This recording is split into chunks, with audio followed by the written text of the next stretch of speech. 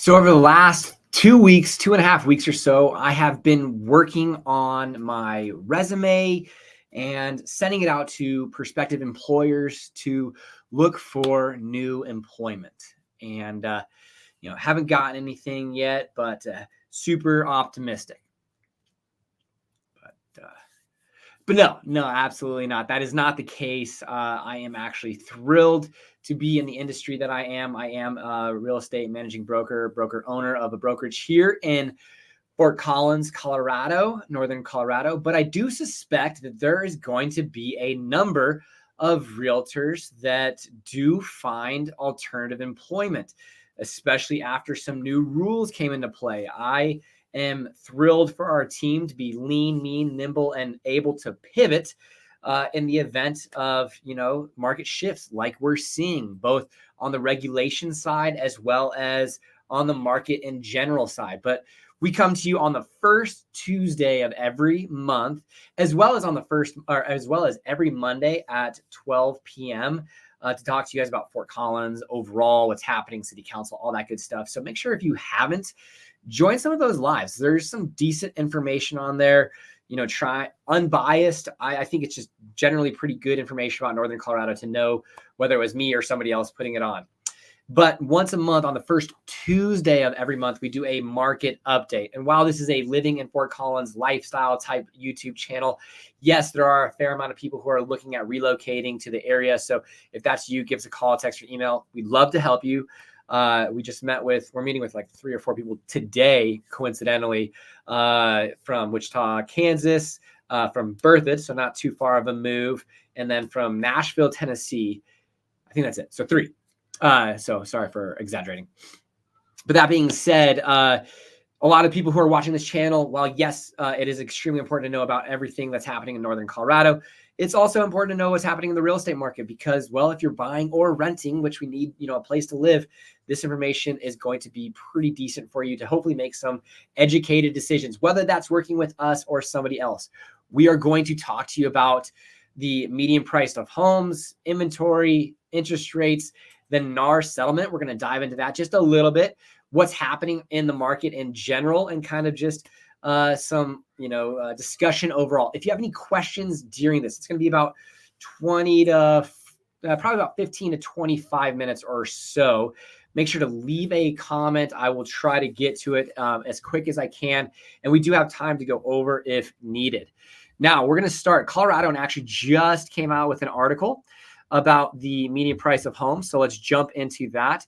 This is single family homes through basically through July, not into August, because actually these numbers did dip a little bit. But I was talking with these clients from Wichita, Kansas, a reversion to the mean. So we see this run up in prices 2019 to 2020, 2022, and we see some dipping in Timnath, but a lot of it's flatlining, whether that be Loveland, Berthoud, Greeley. A lot of it is flatlining. This is single family homes. So for Fort Collins, $635,000, but it did dip a little bit in August. This is to July. In August, it did dip a little bit. Highest priced home in Northern Colorado is in Timnath, Colorado. Most affordable, Greeley, followed by Wellington. And then you got Berthoud, Johnstown, Loveland, Longmont, all that good stuff. Now for townhomes or condos, which we have seen a little bit of an uptick in client desire for townhomes, condos, just kind of turnkey desire of houses to not need a lot of work. And if that's what you're looking for, that's awesome. I'm not a huge fan as far as an investment in a townhome or condo. I like townhomes better than condos. But if you're looking for ease, no issues. We were talking with some folks about HOAs and kind of you're at their whim. And also, so Fort Collins is actually gonna be middle of the road right here, $410,000, $500.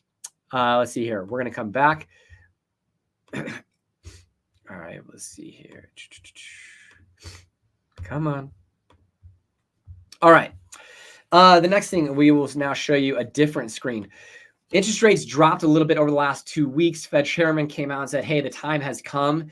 There are people who are suggesting there could potentially be 4 rate cuts, more likely to be around 2, but we got to have our first rate cut, to happen here, possibly in the next couple of weeks. So that'll be a big indicator of what the remainder of the year might look like.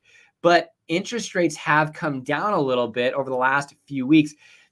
And while talking to this client, potential client, I should say, from Wichita, they were saying that their realtor from where they're at has suggested that there's been a spike in the last few weeks. I think like 30% more listings than there were last time, same time. So I wanted to look at what it looked like in Fort Collins. So I'm going to go ahead and share my screen with you guys again. Here we go. And I'll keep it here as we go through the rest of this. So this is August 14th through August 31st. Now, obviously, it's hard to kind of keep the data exactly consistent because a heavy listing day across, I believe, the country, but really in Northern Colorado is Thursday.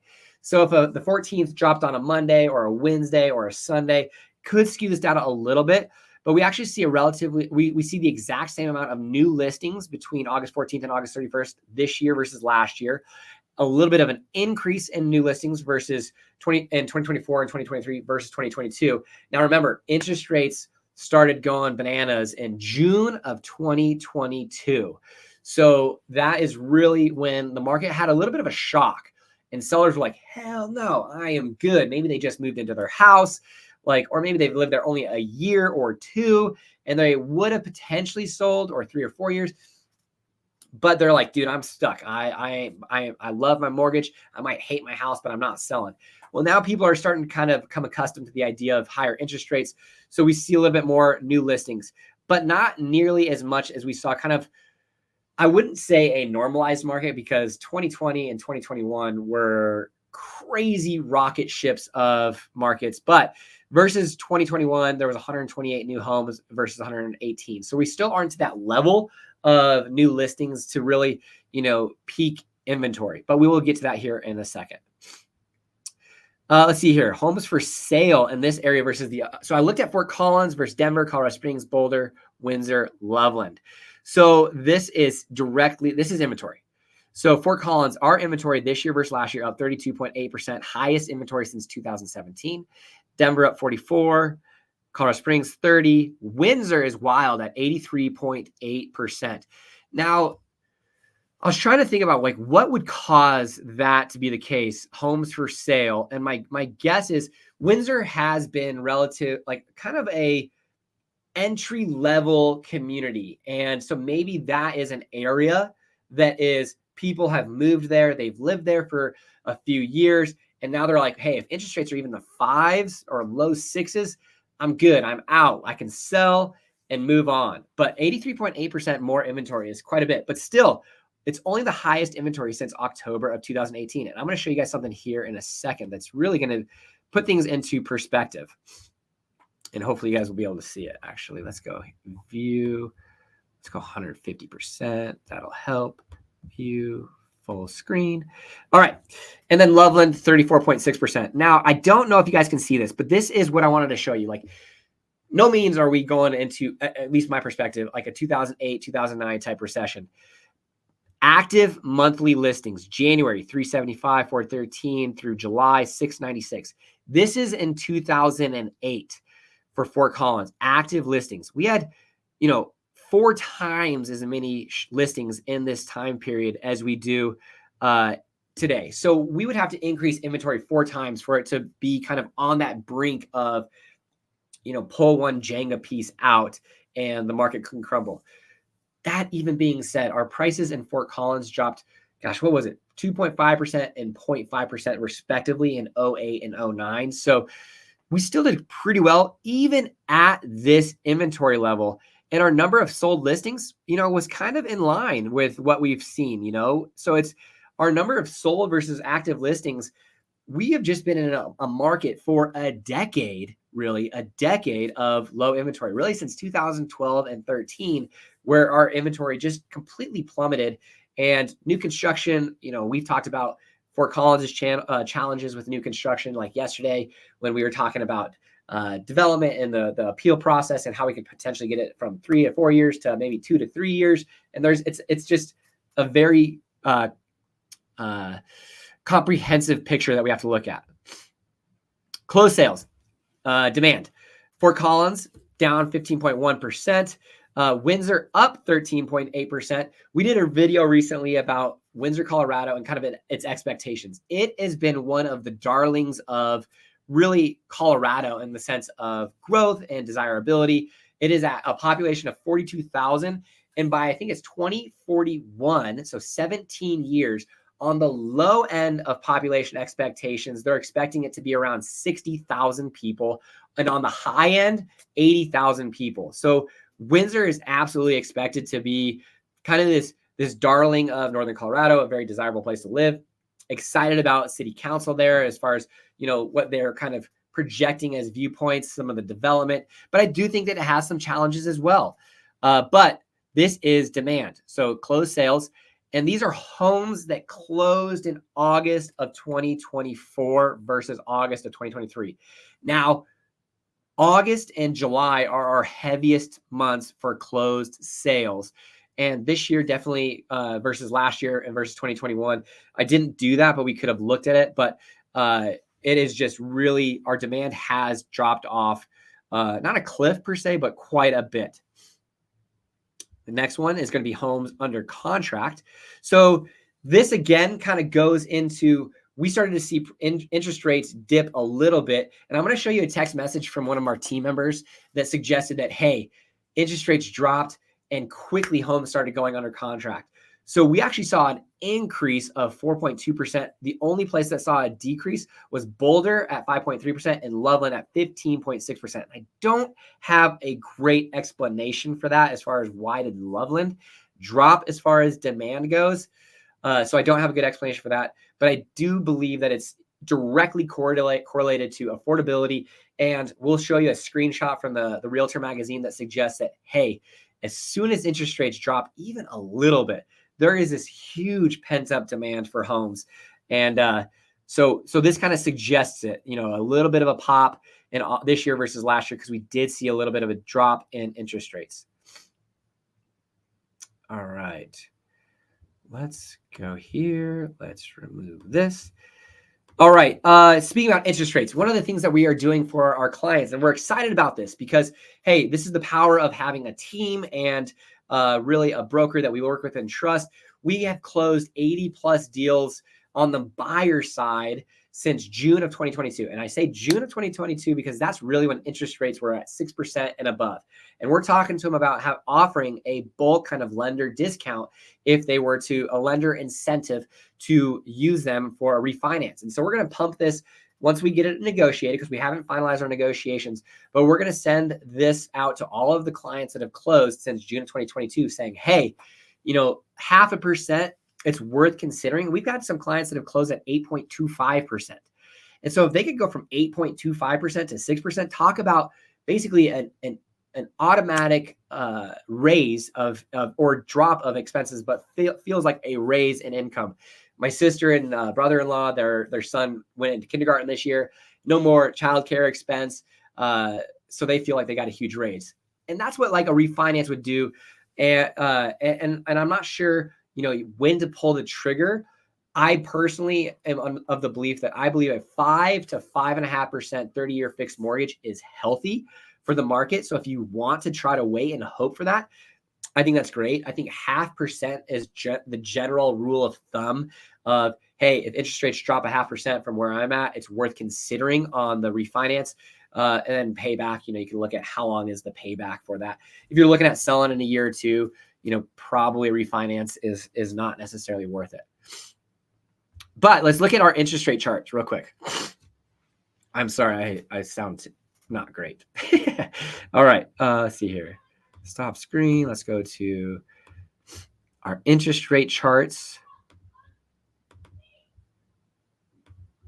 All right. Hopefully you guys can see this. I think you guys can. Yep. All right. So our interest rates, this is on looking at a 3-month. Now, something that's important to understand, and we talked to a lot of our clients about this, is the difference between a retail broker, a bank, and a mortgage broker. Essentially, a retail lender is going to be, your big cross-country mortgages, universal lending, just bigger operations. I don't even know bigger operations that have a significant amount of overhead, but they do have good relations with their underwriters. And so sometimes, depending on the circumstances, that would be a good option, as does banks and credit unions. Actually, credit unions are offering some of the best rates right now, as are some smaller banks. And they too have in-house underwriting a lot of the times and can kind of push a deal through. But generally speaking, your best interest rate is going to be through a mortgage broker who's going to shop that loan. And I can tell you that right here, we're looking at 6.368%. And this is more of a retail lender.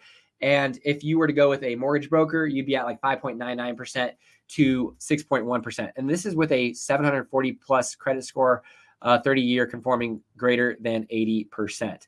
So 6.3% roughly. But I want to show you guys, so this is the 3-month, but look at the the 6-month. We see, lowest rates in 6 months. So people are extremely excited about this. And really versus last year, we're almost 1% lower than last year. So last August, and we see, that in demand versus last August, we were at 7% last year versus 6% this year. It is a direct price and interest rate equate to affordability, which has been the biggest challenge for home buyers in the current market. And let's see here. Let's keep rocking and rolling. All right. Let's see here. I want to show one thing real quick before I get into this. I guess we can go to that later. I'll show you this real quick. From the National Association of Realtors magazine, they're just basically suggesting what we've been talking about in regards to there is just some pent-up demand on the side. And as soon as it makes sense for individuals to jump in the market, and that interest rate could be 5.875%, 6.25%. It just is a perspective shift, and it is going to happen that if we do see rate cuts and interest rates drop into the mid to low fives, it is going to open a water valve of buyers. Okay, now real quick, I don't want you guys to see this. Don't want you guys to see this yet, at least. All right. So something on everybody's conversation is the NAR rule changes and how it looks in Colorado, because every state to a certain degree is dealing with it differently. Now, of course, it's the National Association of Realtors, right? So it's a national arm for realtors, a club, so to speak, one of the largest in the world as far as associations go. And obviously there was there was a lawsuit and a subsequent settlement. But each state is dealing with it a little bit differently. Two of the biggest things that are changing is before you show a house, you have to have something in writing signed that you're agreeing to have this broker show you homes. So a brokerage disclosure is how Colorado is dealing with it. And that was handed to you, at some point when you're looking at houses, hopefully sooner than later. Let's go. I want to show it to you guys, kind of all of it. There we go. All right. So in the brokerage disclosure, there was essentially, dismiss. It was a section added at the bottom that says, basically in consideration for the broker to show homes, buyer agrees to pay brokerage firm 3% or a certain fixed fee. This can be negotiated into the contract for a seller to pay or a seller listing agency to pay, but the buyer then needs to sign it. And this could be anything that's negotiated or quickly discussed. But then at that point, there is an exclusive buyer agreement that then needs to be signed. And then what I'm going to show you that the next big change, or really substantial change, is that all buyer broker commissions are going to be negotiated in the Colorado contract to buy and sell real estate. And so there was a paragraph added that was paragraph 29. And so when you are looking at buying a house, you are now you and your broker or your agent are going to have a box, either 1, 2, 3, or none of these checked, that suggests how the buyer agency is going to be paid. It's either going to be paid by the seller, by the buyer's brokerage firm, or by the buyer, or in a separate agreement between the buyer's brokerage firm and the seller's brokerage firm. That's how traditionally buyers were paid, was through the listing brokerage firm. The listing agent would go negotiate with the seller about, hey, I think that we should offer a buyer agency some sort of commission so that they bring their buyer generally between 2.5% to 3% for the last, forever years. Now it's going to suggest that, hey, the listing agent's going to negotiate with that seller. And I'm going to talk to you guys a little about it here in a little bit. Let's see here. Stop sharing. I'm going to bring that back. Sorry. Did not mean to end that. All right, here we go. So now, it's going to be a listing agent's going to go have a listing consultation with that seller, say, hey, I charge X percent, and I believe that you should be be willing to pay a buyer agency something. What that something is, that's negotiated. But hey, seller, they also are going to negotiate their own commission, so we have to be ready for that. And here are some expectations to look forward to as far as a contract. And then once the buyer looks through all the properties and all that good stuff, they are then going to submit an offer with their client that they already have an exclusive buyer agreement with, and they're going to make an offer on that property. They could ask for anything, 1, 2, 3, 4, 6, 10, 20%. Shoot, maybe they're bringing the best buyer of all time. They just sold their 50% stake in Microsoft. Money is no object. And you know what? Hey, you're my cousin, and I want to give you money without giving you money. So you're going to earn it by way of buying me a house, and you can charge 20%. I don't give a shit. So, totally negotiable. But the buyer agent and the buyer are going to put in some sort of percentage here that then can be negotiated on with the seller. Now, one of the biggest shifts that I'm going to see is an increase. Honestly, I'm getting more and more excited about this as time goes, because I think what we've been doing as a brokerage has been trying to level up our value the entire time that we've been, in operation. Like, what can we do to be a better value and a better brokerage for our clients? And I think we've really sharpened our sword. But a lot of buyers and buyer agents, they're just kind of like, hey, let's go look at a home. Okay, put an offer on, close, done, boom. We're done. And the value proposition is really not there. And while the entire time of the history of the market, there's always been a listing consultation. Well, now there's going to be a buyer consultation, or at least there should be. I was just with a buddy, who was a client, having lunch. And what I was talking to him about is, in the past, as a buyer representative, it was really tough if you had a friend or a potential client who's like, hey, my mom's best friend, which I literally just recently had, is a real estate agent, and my mom really wants us to use her. And I always, I'm like, all right, cool, man. Like, hey, I'm not going to fight for, I'm not, do you. But with this new rule change in place, and the reason why I didn't is because it was difficult to overcome the objection that, hey, it's my mom's best friend, I want to work with her. And there was a value perception delta between what I believe our company was doing and other companies were doing. And I'm not saying there are some phenomenal agents out there, but there also are some agents that are expecting business because they're your mom's best friend and you're their son.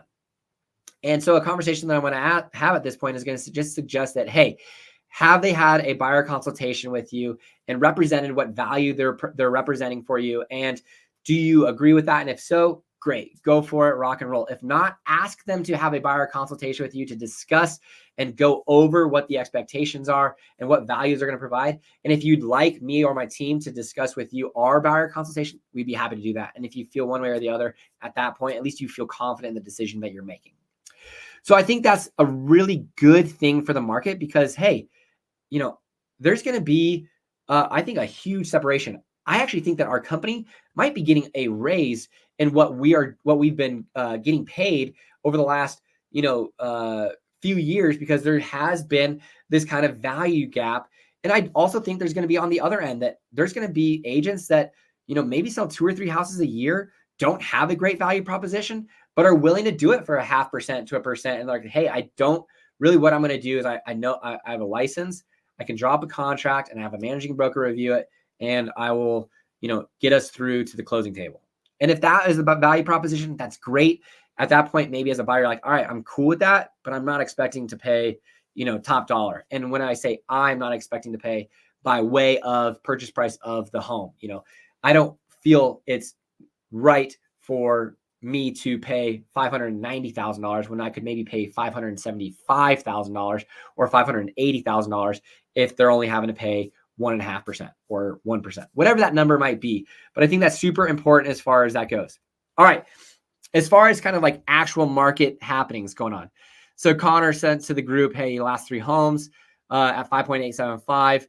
The homes had sat on the market for 30 plus days, but gone under contract without any price reductions. Here we go. A seller or a listing agent reached out to us, offering a $5,000 reward, a carpet cleaning, and a 1-year home warranty, asking, hey, please come bring us an offer. And I can represent that we've got a few listings that are sitting on the market, kind of stale, that we're trying to get creative on our marketing side of things. We think they're priced relatively well, and we're excited for interest rate reductions because we might get activity by way of that interest rate reduction. But, it's about reaching out, staying in touch, and trying to solicit that offer if you can get some showings. Here's another email that I had. Motivated seller paying 1 year of HOA dues, plus offering concessions towards buy down or closing costs. Here's one from the NAR settlement that's changed. This is suggesting that they had a seller that wasn't excited about the activity that they had on their home, pulled it off. They did not like the buyer agency agreement. They didn't like paying anything as far as on the buyer side. And so they decided to just kind of stop showing. And he said over 30 showings, or they said over 30 showings and 5 written offers and thousands in marketing. I pulled my sign from last week from their place. I would suggest, it's a conversation of value versus cost and helping the buyer understand how agents are being paid and what does that mean for them. But there are going to be some people that just don't want to or don't desire to, or however that might look for them, that is going to be a conversation that if we're on the other side of that table, have to be ready for. Here is one here. So a big portion of, so obviously an agreement prior to showing homes, how commissions are negotiated. And one of the big things are that commissions cannot be marketed on the MLS. So how do you do it? This agent did it by a 2.8% buyer's broker compensation offered. Again, Realtor Magazine. All right. Let's see here. No questions at this point, but we're gonna wrap up our conversation. Now, one of the things, a little golden nugget, I think I've talked with some clients, I've talked with some friends, and while I truly believe the market will sort itself out, how things are operating, what it looks like, all that good stuff. But I can tell you that immediate reactions for the seller on the seller side, and this is what we're talking to our team about, is, hey, you know what, as a seller, maybe we don't offer any specific compensation and we allow that buyer to bring an offer and put whatever number that is in there that they think, their value is.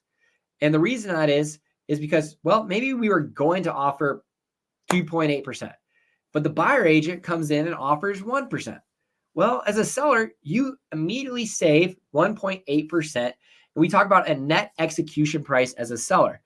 So we're really talking to our sellers about, hey, be open to the idea of paying a buyer agency, but possibly consider, unless you're like, hey, we're going to offer a commission that just is super attractive. And the kind of analogy that I suggest to our team is, let's say there's 6 homes in the neighborhood, the exact same 6 homes, and priced within $5,000 or $10,000 of each other. Well, maybe what we do as a seller and a listing agent is like, maybe we offer, a premium of a traditional style, commission. Maybe it's not 3%, maybe it's 4.5%. And we try to draw the buyer away from those other houses by way of a higher buyer agency compensation. It could be something to where on that side of things, we do market the shit out. We do market heavily. We do market heavily that buyer compensation. But otherwise, we're really suggesting to our sellers, hey, possibly leave that an open-ended conversation so that the buyer agency comes in and they offer what they believe their value is or what they've already negotiated with their buyer. And then from there, you can negotiate it. There's going to be a negotiation on price and commissions. And as a buyer agent, you've got to be ready to provide and show your value, but I think also be flexible to a certain degree. You know, if I'm selling a $2 million home, and I originally have negotiated with my buyer agent or my buyer a 3% commission, and the seller comes back and says, hey, we'll take it. We'll take the offer price that you guys have at $1.8 million. But we're going to negotiate instead of 3%, we're going to do 2%. You know, hey, $18,000 is a lot of money. And I don't want to walk away from that. But if I'm going to get a deal done for $2 million and take a haircut on my commission by 1% to get the deal done, I'm going to have that conversation with my buyer and I'm probably going to do that deal. But am I going to do that on every deal depending on what it is? I don't know. What I've discussed with a lot of folks is buyers, real estate agents have had a gravy train for many years.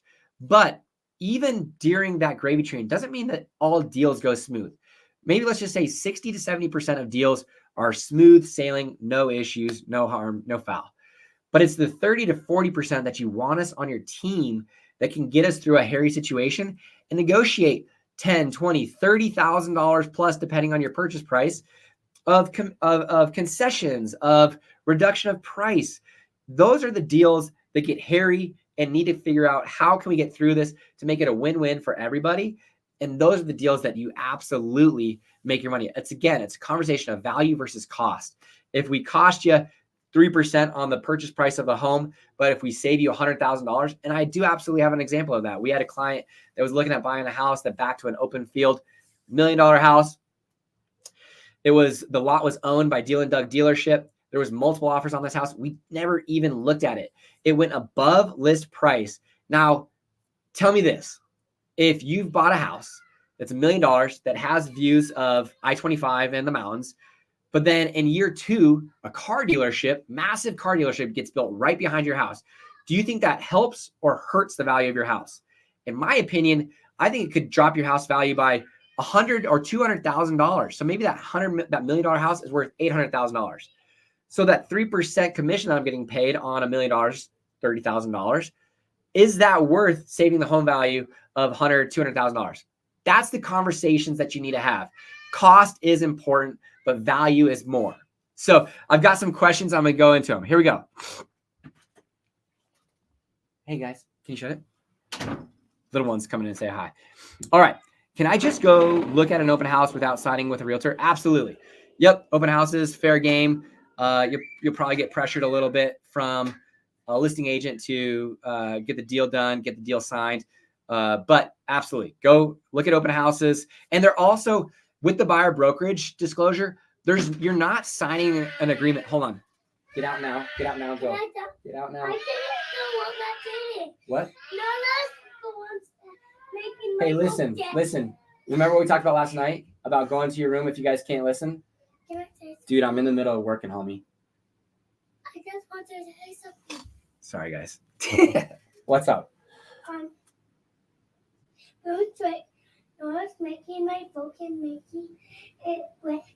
Okay, I'll be out there and talking to you guys here in a second. Shut the door. Shut the door. Thanks. No one can hear you. All right. Sorry about that.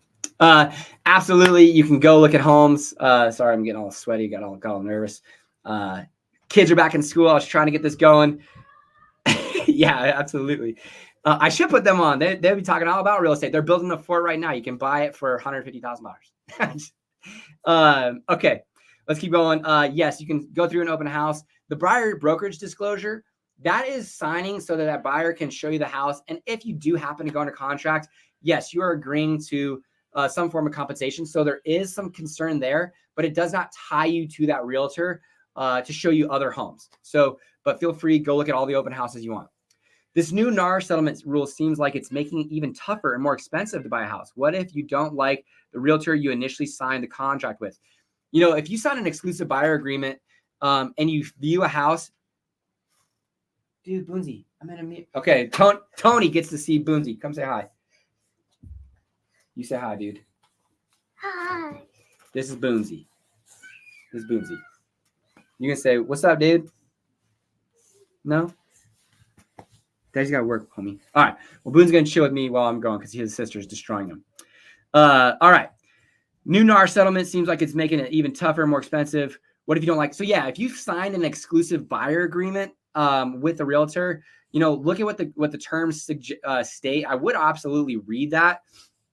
But, with our brokerage, if you don't want to work with us, we'll rip that contract up. You go work with whoever you want. Like, we actually historically never signed an exclusive buyer agreement until we started submitting offers because we didn't like the idea of tying a buyer to us because of a contract. And if they didn't like us for whatever reason, generally that didn't necessarily happen, but then they would go work with somebody else. And all I asked up front and all of our agents asked up front was, hey, we're going to be spending a lot of time with you on this one.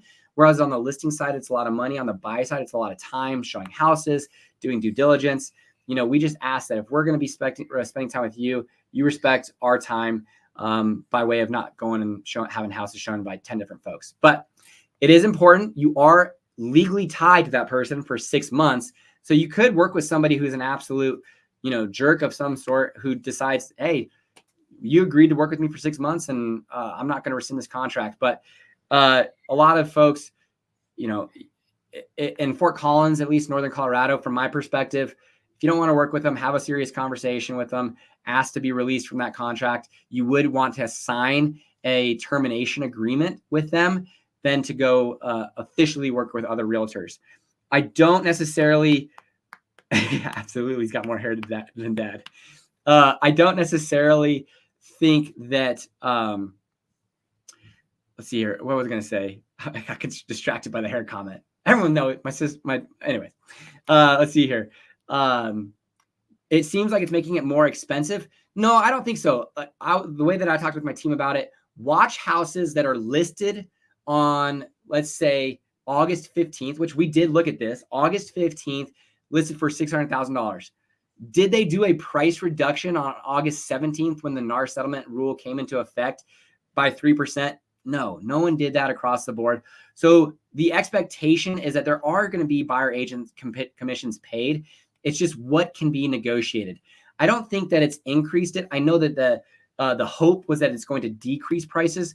But if you're a buyer, or let's say you're a homeowner, and today I tell you that the house is worth $600,000, and tomorrow there is a new settlement that took place that you no longer have to pay buyer agency commissions, which there was some narratives out there that probably were really hurtful to the expectations of homeowners. But so today it's worth $600,000. Tomorrow the NAR settlement took place. Are you going to sell your house for less than $600,000 because you don't have to pay a buyer agency? No, if you can sell your house for $600,000, you're going to sell your house for $600,000. Again, what we talked about a little bit earlier is this net execution price. If you want to sell your house for $600,000 and pay, let's say, a listing agent 3%, a buyer agency 2.5%, your net execution price is, let's see here, that's 18,000, that's 18, 22, what is that, 22.4? Is that $40,000 of commission? So your net execution price would be $560,000. Or you decide to list your house for $560,000 and pay 0% to anybody because you're selling your house at such a discount that everyone's going to want it. But still, your net execution price was that $560,000. At $600,000, you paid 5.5% of commissions. At $560,000, you paid 0% commissions, but you still netted the same. So have that discussion with yourself of where and how you want to sell your house. So I don't necessarily think that it has increased has decreased affordability, increased home prices, but I don't think it's going to decrease home prices, but maybe it will. Again, we are in the first half of the first inning with these new settlement changes. And I think over the next 6 to 8 months, we will see things kind of sort themselves out. All righty. The last comments were just making fun of my hair and want to say hello to Boone. We've got some people that want to say hi to you, Boone. Can you tell them how old you are, dude? You're Mr. Shy Guy? Can you tell him how old you are? All right. Well, he's usually actually not too shy. So anyways, I appreciate you guys watching. If you guys have any questions or comments or anything like that, would love to be an asset for you guys in that regard. And then again, if you guys are looking at buying, selling, or investing, My team and I, we'd love to be an asset for you guys.